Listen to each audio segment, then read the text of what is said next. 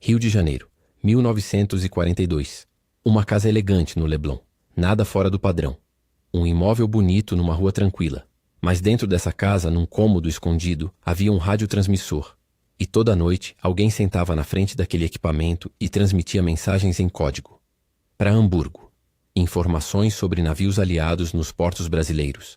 Rotas de navegação, capacidade de combustível, comprimento de pistas de aeroporto. Tudo transmitido do Leblon para o serviço secreto nazista, enquanto o Brasil tentava ficar neutro na guerra. Quando a polícia brasileira encontrou essa casa, encontrou outras, em Ipanema, em Santa Teresa, em Jacarepaguá, na Ilha do Governador, uma rede inteira de espiões nazistas operando dentro do Rio de Janeiro. E quando foram puxando os fios dessa rede, chegaram a um nome que ninguém esperava. O fundador e presidente da maior companhia aérea do Brasil. Se você nunca tinha ouvido falar nisso, inscreve no canal agora, porque essa é só a primeira história de muitas que o Brasil guardou no esquecimento. Em 1942, enquanto o Brasil tentava se manter neutro na Segunda Guerra Mundial, havia uma guerra diferente acontecendo dentro do país. Silenciosa. Invisível. Uma guerra de informação. O serviço secreto nazista, o Abwehr, tinha montado no Brasil uma das suas maiores operações de espionagem fora da Europa. Uma rede de agentes infiltrados, radiotransmissores clandestinos, rotas de comunicação que passavam pelo Brasil antes de chegar à Alemanha e aos Estados Unidos. E parte das informações coletadas por essa rede foi diretamente para bordo dos submarinos alemães que afundaram navios brasileiros no Atlântico. Matar civis brasileiros com informações transmitidas de dentro do Rio de Janeiro. Essa é a história que o Brasil nunca contou direito. Para entender o tamanho disso, você precisa entender o Brasil de 1942. O país tinha uma das maiores comunidades alemãs fora da Europa. Centenas de milhares de imigrantes alemães e seus descendentes viviam no sul, em São Paulo, no Rio. Muitos eram imigrantes simples, trabalhadores, famílias que tinham vindo décadas antes e se integrado ao Brasil. Mas outros não eram tão inofensivos. O Partido Nazista tinha sido oficialmente proibido no Brasil em 1938, mas continuou operando nas sombras, financiado por Berlim, com militantes treinados na Alemanha enviados ao Brasil com missões específicas. E o governo Vargas, que flertava com os dois lados da guerra, fez vista grossa por anos. Até que a rede ficou grande demais para ser ignorada. No centro de tudo estava um homem, Gustav Engels, 50 anos, imigrante alemão estabelecido no Rio de Janeiro.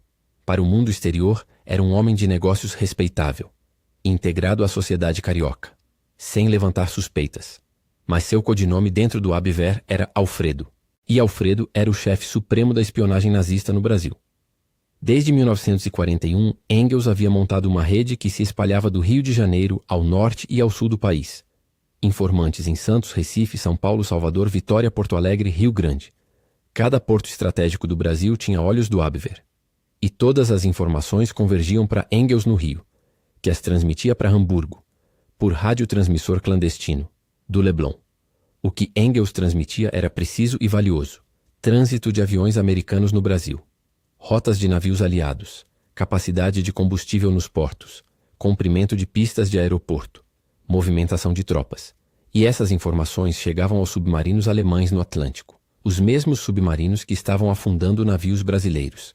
Morreram mais de 1.000 brasileiros civis em navios torpedeados, e parte dos dados que guiaram esses ataques foram transmitidos de dentro do Rio de Janeiro. Mas a história fica mais estranha, porque o Brasil estava sendo usado não só como fonte de informação, estava sendo usado como retransmissor.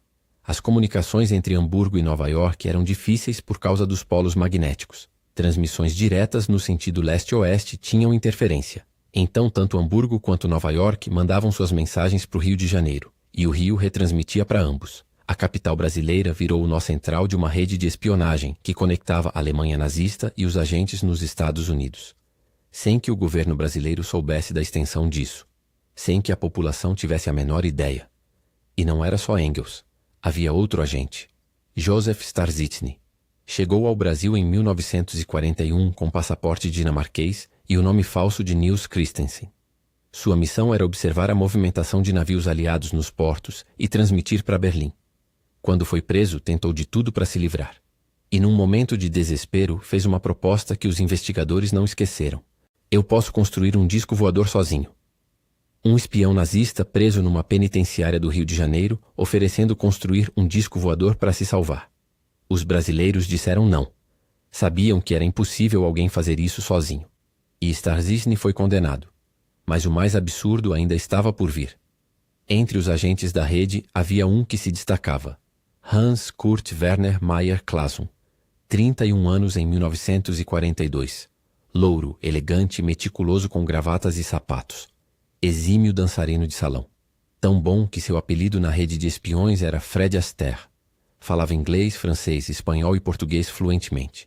Tinha sido confiado com um dos maiores segredos do Abwehr, a técnica do microponto. O microponto era uma tecnologia de espionagem que permitia reduzir uma página inteira de texto a um ponto microscópico, invisível a olho nu. Esse ponto era escondido em cartas comuns, em jornais, em documentos inocentes.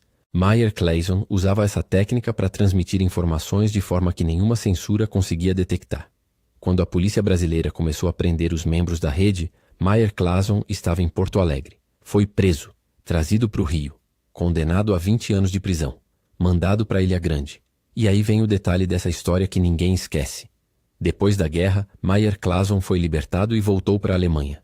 E nos anos 1960 tornou-se famoso como o tradutor que levou Guimarães Rosa para a língua alemã. Grande Sertão, Veredas. Sagarana. Corpo de baile. O espião nazista que usava microponto para transmitir segredos militares do Brasil para Hamburgo virou o homem que traduziu a maior obra da literatura brasileira para a Alemanha. A história não podia ser mais absurda se fosse inventada. Mas a parte mais pesada dessa história ainda não veio. Quando os investigadores foram puxando os fios da rede de espionagem, chegaram a Porto Alegre. E encontraram evidências de que alguém estava tentando instalar um equipamento de rádio no aeroporto da cidade. O equipamento seria transferido para Rio Grande num avião. Da Varig. A Varig, a maior companhia aérea do Brasil, fundada por Otto Ernst Mayer. Quando a polícia rastreou o equipamento e impediu o plano, foi direto até Mayer. O fundador e presidente da Varig ficou 2 dias detido prestando depoimentos. Documentos encontrados na sede do Partido Nazista em Porto Alegre mostravam que Mayer continuava fazendo doações regulares ao partido, mesmo depois de ele ter sido oficialmente proibido no Brasil. Aviões da Varig distribuíam propaganda nazista pelo interior do estado. Pilotos da empresa trabalhavam para o partido. E havia uma conclusão que os historiadores chegaram décadas depois. O tipo de ação que Mayer participou, os dados coletados pelos espiões, chegaram aos submarinos alemães que afundaram navios brasileiros no Atlântico. Morreram mais de 1.000 brasileiros civis nos navios torpedeados. E o fundador da empresa aérea mais importante do Brasil estava conectado à rede que fornecia informações para esses ataques. Se você está chegando até aqui e nunca tinha ouvido falar nisso, deixa o like agora. Porque essa história existiu. Em março de 1942, Engels, o Alfredo, foi preso. Os investigadores sabiam que ele era importante, mas não tinham ideia da extensão real da rede. E Engels não quis falar. Ficou semanas em silêncio no presídio de Niterói, negando tudo, dissimulado, calado. A polícia mudou de tática. Um investigador ficava do lado de fora do quarto de Engels e entrava a cada 5 minutos perguntando se ele precisava de algo. 5 em 5 minutos. Dia e noite. Na quinta noite, Engels teve uma crise de nervos. Arrancou os pelos dos braços. Chorou copiosamente. E pediu para falar com o secretário de segurança. Confessou tudo. E com as confissões, o Brasil teve ideia pela primeira vez da extensão real da penetração nazista no país. Ruas com nomes. Casas com coordenadas. Nomes de agentes em cidades do norte ao sul. Uma rede que foi sendo desmantelada uma casa de cada vez. Com as prisões, Hamburgo perdeu seus olhos no Brasil. E o efeito foi imediato. O Brasil cedeu bases aéreas aos americanos no Nordeste. Sem a rede de informações, os submarinos alemães perderam a vantagem de operar nas águas brasileiras com impunidade. Os aviões aliados decolando de Natal começaram a patrulhar o Atlântico Sul.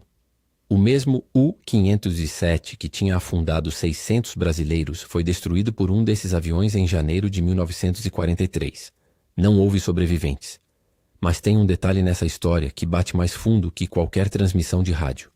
Otto Mayer, o fundador da Varig, nunca foi punido. Ficou 2 dias detido. Deu depoimentos. Foi solto. E continuou à frente da Varig. A história da sua ligação com o nazismo foi abafada. Décadas se passaram.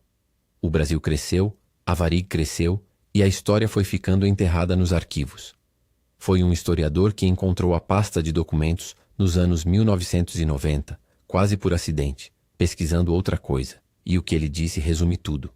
Maier continuou tendo sua vida. Não foi incomodado de maneira nenhuma no pós-guerra. Toda essa história da vinculação com o nazismo foi abafada. E nesse abafar existe uma cumplicidade muito ampla do Estado.